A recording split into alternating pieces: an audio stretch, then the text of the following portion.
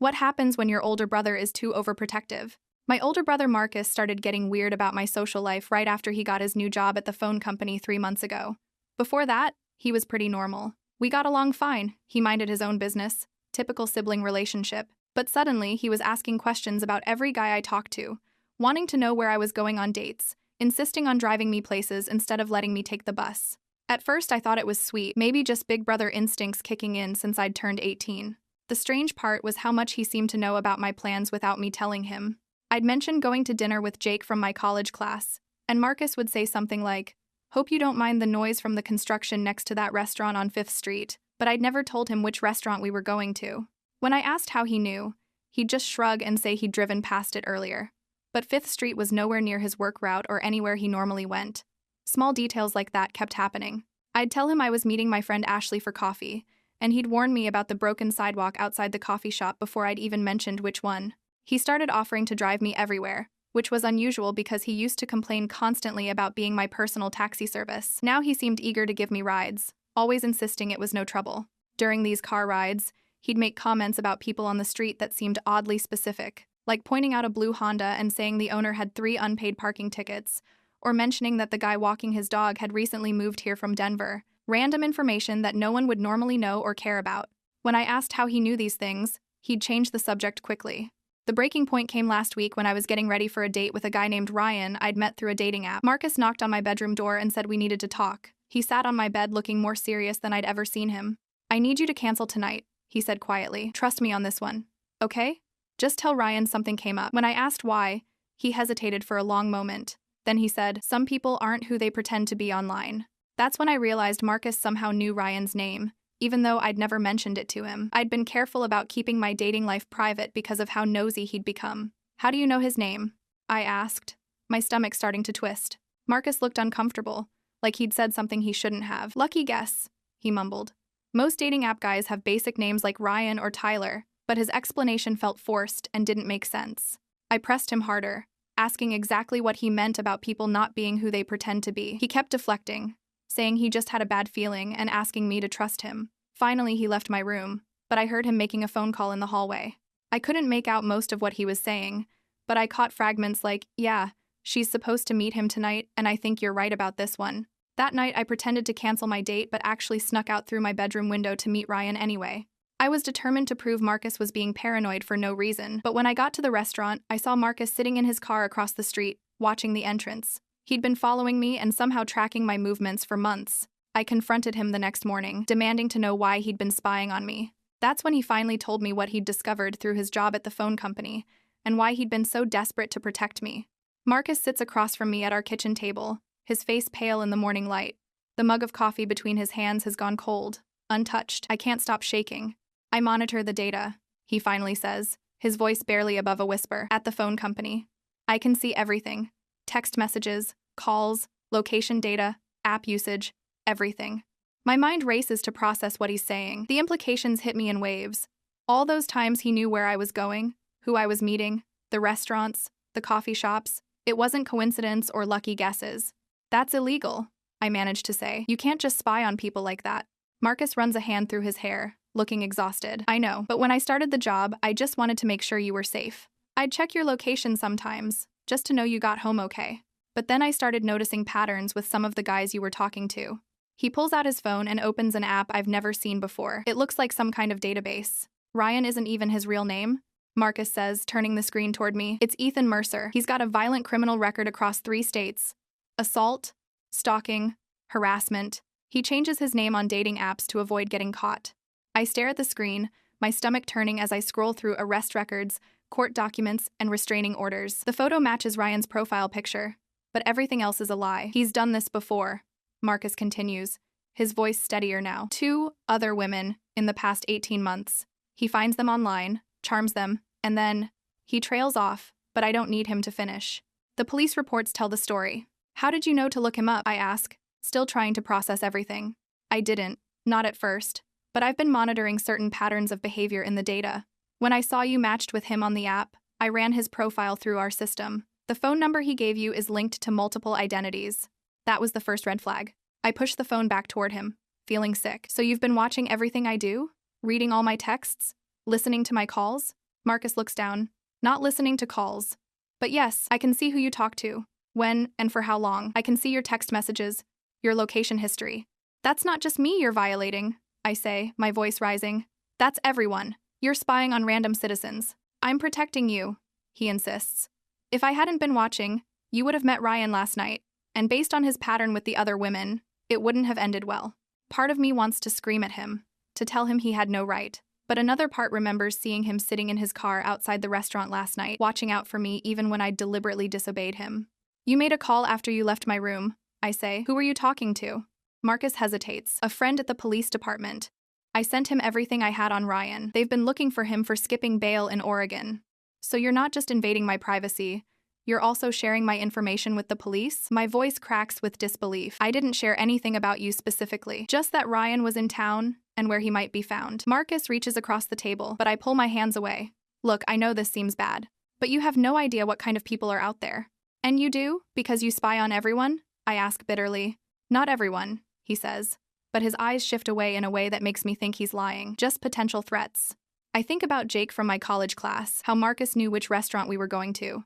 About Ashley and the coffee shop with the broken sidewalk. How many other dates and friendships has he been monitoring?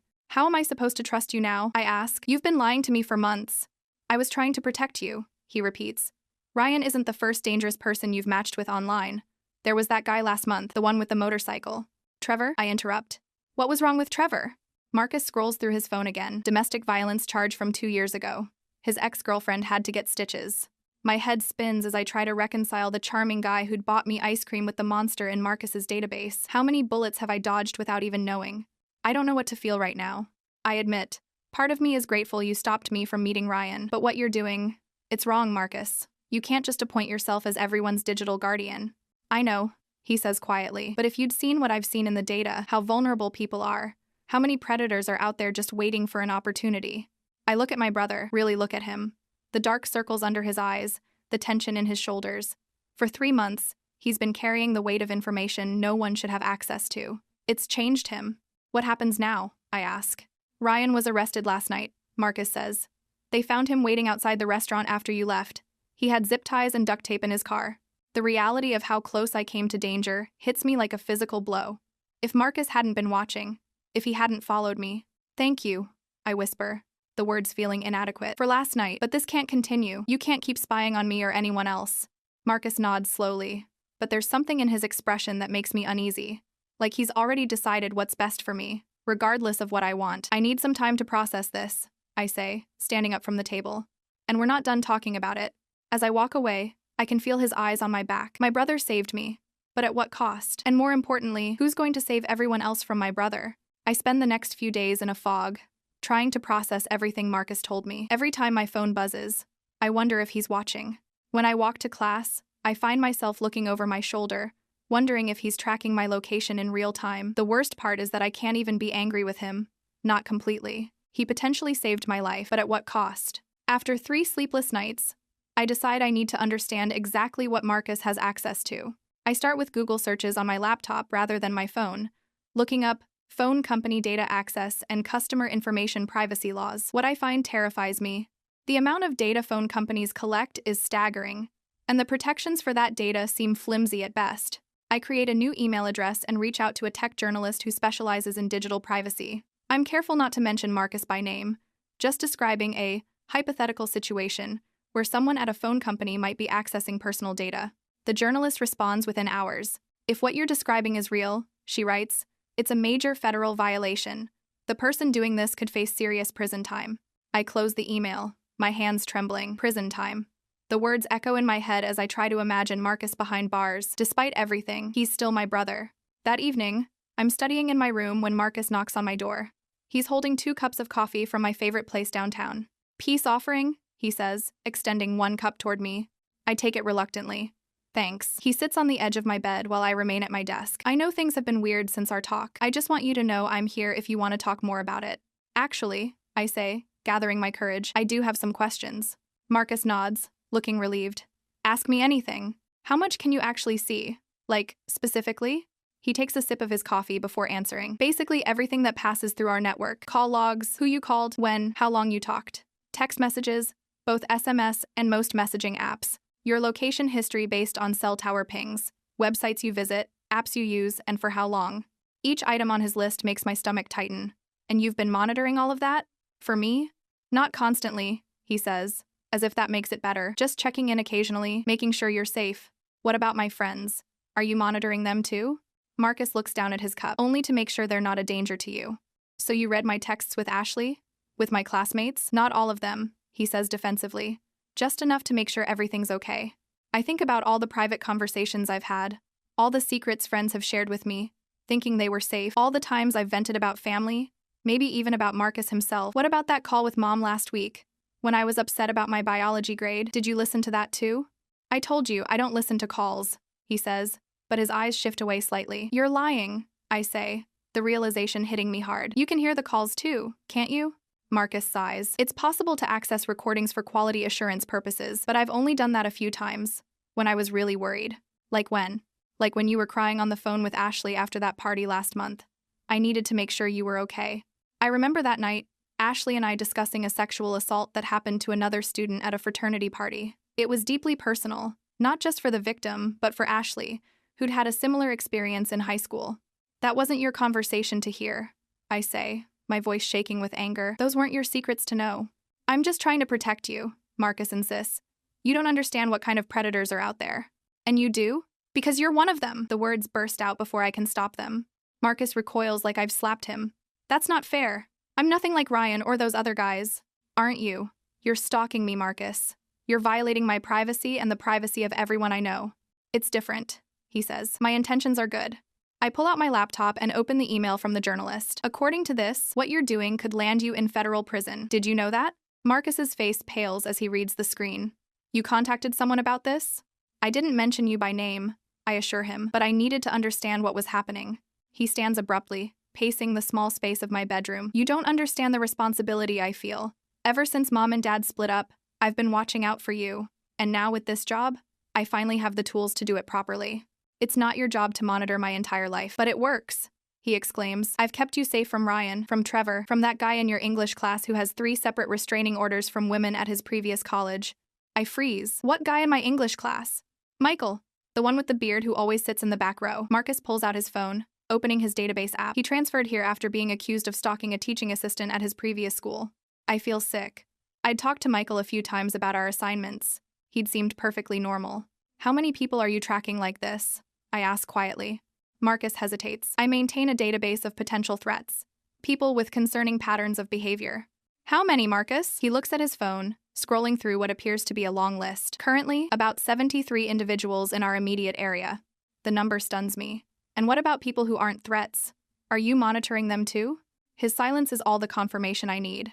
You need to stop this, I say firmly. It's wrong, and it's illegal, and it's going to destroy your life if you keep doing it. I can't just stop, he says, his voice desperate. What if something happens to you? What if the next Ryan slips through because I wasn't watching? That's not your burden to carry. I stand up, facing him directly. I'm 18, Marcus. I need to live my own life, make my own mistakes. Even if those mistakes could get you killed? He challenges. Yes, that's what freedom means. I can't live in this surveillance bubble you've created. Marcus runs his hands through his hair, looking genuinely distressed. You don't understand what I see every day in the data. The patterns, the predators circling. It's like watching sharks in the water, and everyone's just swimming around oblivious. So you appointed yourself the lifeguard? For the entire city? Someone has to do something, he insists. I take a deep breath, trying to stay calm. Marcus, I'm grateful you protected me from Ryan. Truly. But this can't continue. You need to delete whatever database you've created and stop accessing people's private information. And if I don't, his voice has an edge I've never heard before. Then I'll have to report you to your company, I say, the words painful but necessary, and possibly to the authorities. The look of betrayal on his face makes my heart ache, but I stand firm. This isn't just about me anymore. It's about everyone whose privacy he's violating. You would do that? He asks quietly. Turn in your own brother? I don't want to, I admit. But what you're doing is wrong, Marcus. On a massive scale. You have to see that. He stares at me for a long moment, then turns toward the door. As he walks out, I notice he's still clutching his phone, the gateway to his surveillance empire. I have a sinking feeling this conversation has only pushed him further into his self-appointed role as digital guardian, and I'm terrified of what I might have to do next. I sit in my car outside Marcus's office building, my finger hovering over the send button. The email to his company's HR department contains everything: screenshots of our conversations, dates and times when he admitted to monitoring data, details about his unauthorized database of potential threats. Once I press send, there's no going back. This is the right thing to do, I whisper to myself, though the words feel hollow. I think about Ryan with his zip ties and duct tape, about Michael in my English class with his 3 restraining orders. Would I ever have known about these dangers without Marcus's illegal surveillance? But then I think about Ashley's private trauma being overheard, about Marcus listening to my conversation with Mom, about the 73 people in his database who may never pose a threat to anyone, about all the others whose privacy he's casually violated for months. I press send. The response comes faster than I expected. Within an hour, I receive a call from someone named Diane in corporate security. "We take these allegations extremely seriously," she says, her voice crisp and professional. "Can you come in tomorrow morning to discuss this further?"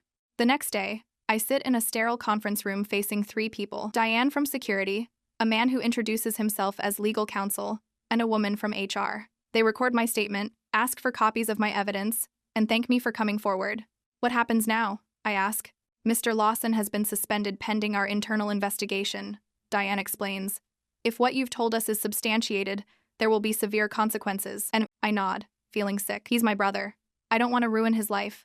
I just want him to stop. The lawyer's expression softens slightly. "You did the right thing. This kind of data access violation is extremely serious. It affects potentially thousands of customers." I leave the building feeling both relieved and terrible. When I get home, Mom is waiting for me in the kitchen, her eyes red from crying. "How could you do this to your brother?" she demands the moment I walk in. "After everything he's done for you?" "Mom, you don't understand what he was doing.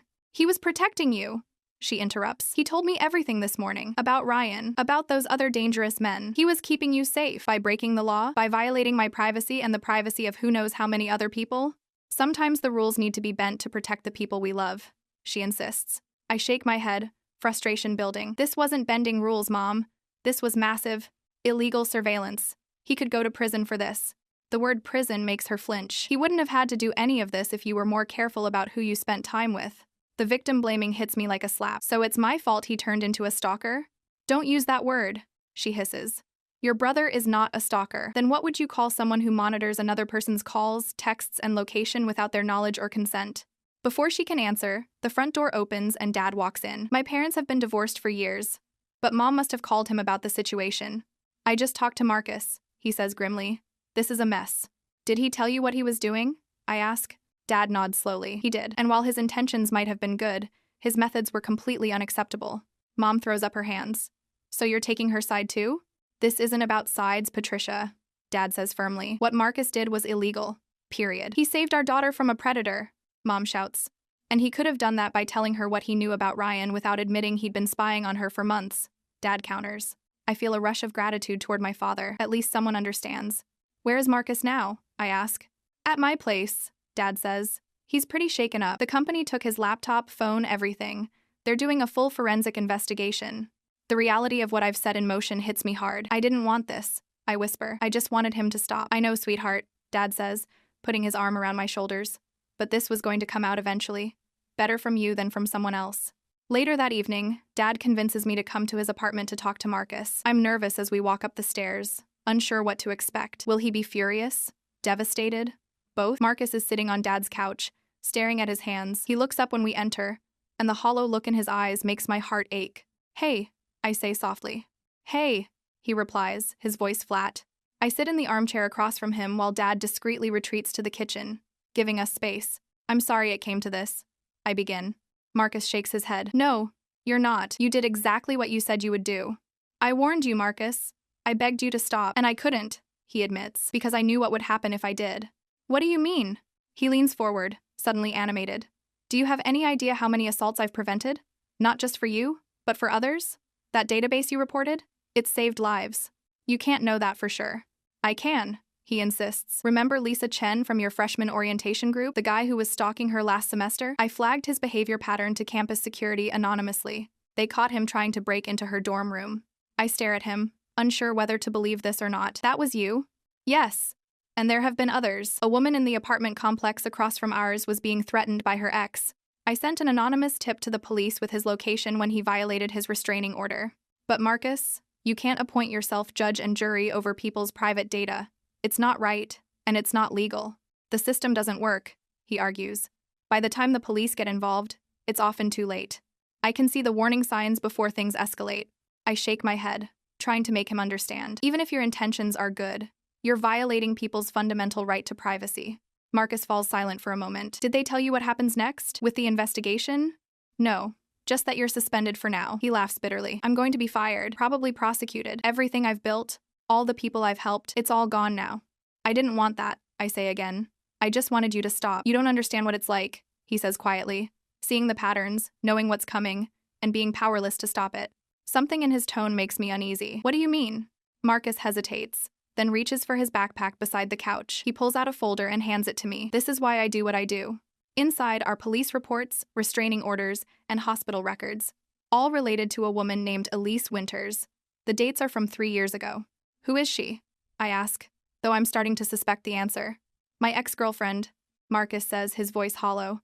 I didn't see the warning signs until it was too late. By the time I realized what kind of person he was, she was already in the hospital. He? Who are you talking about? The guy she started dating after me. He seemed normal at first, but then she started canceling plans, making excuses about injuries, classic abuse patterns that I should have recognized.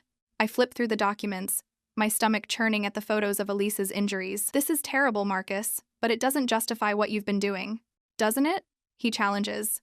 After what happened to Elise, I promised myself I would never miss the signs again. When I got the job at the phone company and saw what kind of data was available, I realized I could actually do something. I'm about to respond when another document catches my eye, a restraining order, but it's not against Elise's abuser. It's against Marcus.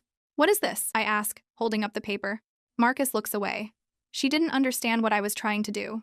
Which was what? Exactly. Protect her, he exclaims. After she got out of the hospital, I kept track of her, made sure she was safe. I followed her new boyfriend to make sure he wasn't like the last one. The pieces click into place. You stalked her. I was protecting her, he insists. But there's less conviction in his voice now.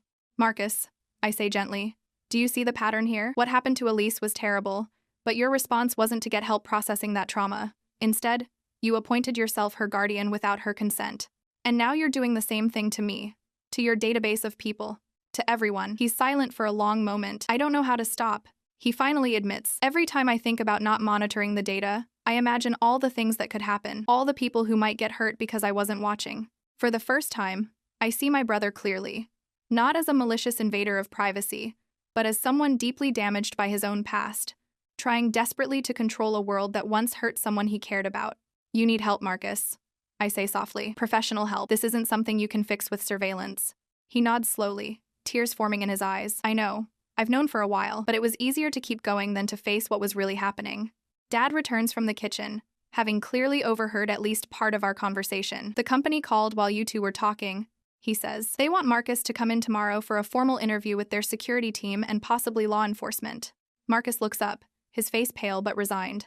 I'll go. I'll tell them everything. As I drive home that night, I feel a complex mix of emotions. Relief that Marcus seems to finally understand the gravity of his actions, sadness for the trauma that drove him to this point, and fear about what comes next. The line between protection and control, between caring and controlling, seems thinner than I ever realized. And I wonder how many other people out there are watching, monitoring, tracking, all in the name of keeping someone safe. The email from Marcus's company arrives on a Tuesday morning, 3 weeks after I reported him. The subject line reads simply, Case Resolution, Employee 4721. I stare at it for several minutes before working up the courage to open it. Following our thorough investigation into the unauthorized data access by employee Marcus Lawson, we have terminated his employment effective immediately. Criminal charges have been filed with the appropriate authorities. We thank you for bringing this serious violation to our attention. The words blur together as I read. It's done. Marcus is officially fired, and according to this email, facing criminal charges. I should feel relieved, vindicated even. But instead, there's just a hollow ache in my chest. My phone buzzes with a text from Dad. Marcus has his first court appearance tomorrow. Thought you should know.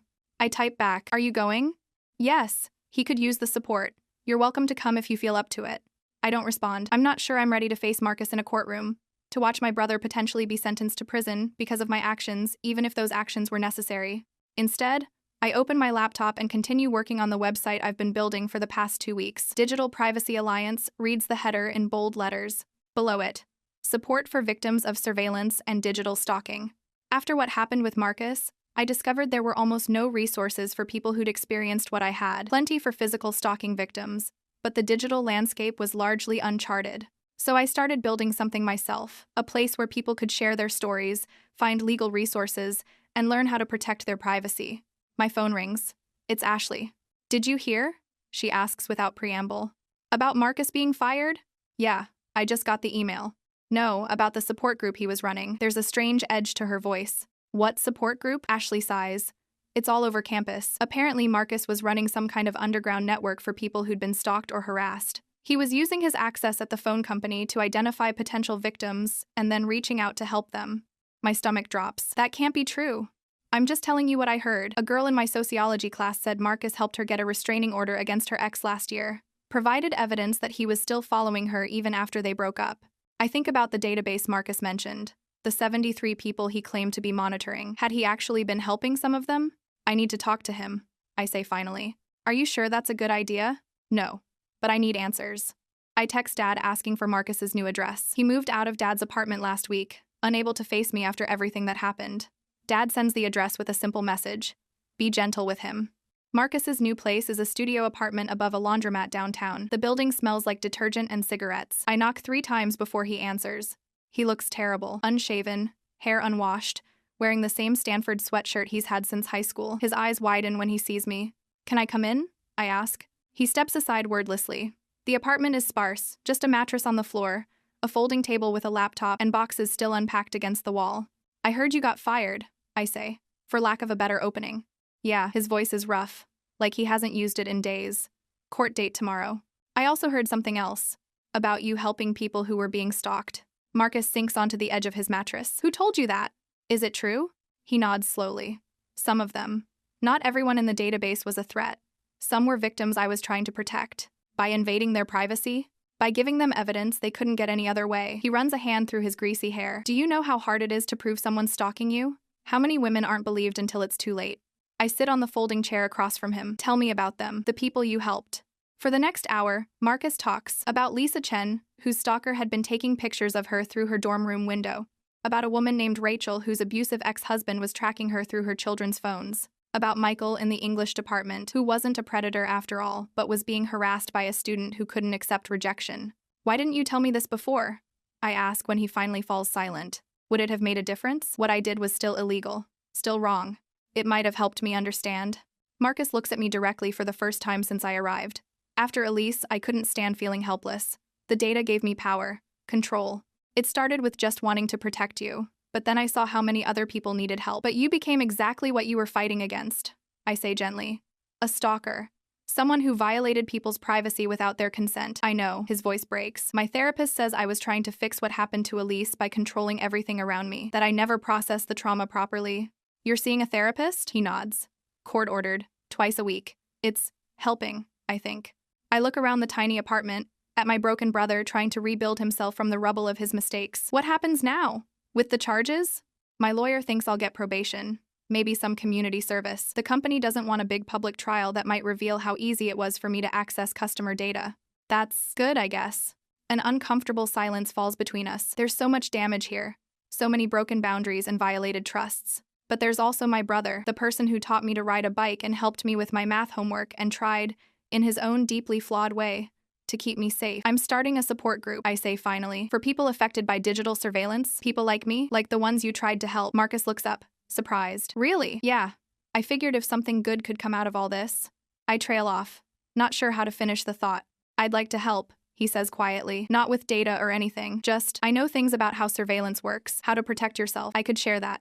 I consider this, maybe, after your court date, after we figure out what the boundaries look like. He nods, understanding the implicit condition. This isn't forgiveness yet, just the possibility of a path forward. We talk for a while longer about his therapy, about my classes, about neutral topics that don't touch the raw wounds still healing between us. When I finally stand to leave, he walks me to the door. I am sorry, he says, for everything. I know, I reply, and I do. I believe he's sorry. I'm just not sure that's enough yet. 3 months later, I'm sitting in a coffee shop with Jake from my college class. We've been seeing each other for a few weeks now, just casual dates, nothing serious yet. He's nice, funny in a quiet way, and completely unaware of the chaos that was my life earlier this year. So your brother's coming to dinner tomorrow? He asks, stirring his latte. Yeah, it's kind of a big deal. First time he's been to my place since. Jake knows the basics that Marcus and I had a falling out, that we're slowly rebuilding our relationship. He doesn't know the details, and I'm not sure when or if I'll tell him. Nervous? He asks. A little. We've been meeting in public places mostly, neutral territory. My phone buzzes with a text. It's Marcus. Still on for tomorrow? Need me to bring anything? I type back, just yourself, 7 p.m. No tracking my location to see if I'm home, no reading my texts to see who I'm with, no background checks on Jake or anyone else in my life. These are the boundaries we've established, the new normal we're trying to build. Marcus is still on probation, still in therapy twice a week. He's working at a bookstore now, no access to sensitive data, no temptation to monitor and control. The support group I started has grown to 30 members, people sharing their stories and helping each other heal from the invisible wounds of surveillance. Sometimes Marcus comes to the meetings to talk about digital security, teaching people how to protect themselves from the very things he once did. It's his way of making amends, I think, turning his knowledge toward healing rather than harm. You know, Jake says, pulling me back to the present, I've never seen someone look so thoughtful about a text message before. I smile and put my phone away, just thinking about how far we've come, my brother and I. That's good, right? Yeah, I say, and I mean it. It's good. As we leave the coffee shop, I don't check to see if anyone's watching. I don't scan the parked cars for Marcus's face. For the first time in a long time, I walk freely, knowing my movements are my own, my privacy intact. It's a simple thing, this freedom. But after nearly losing it, I'll never take it for granted again.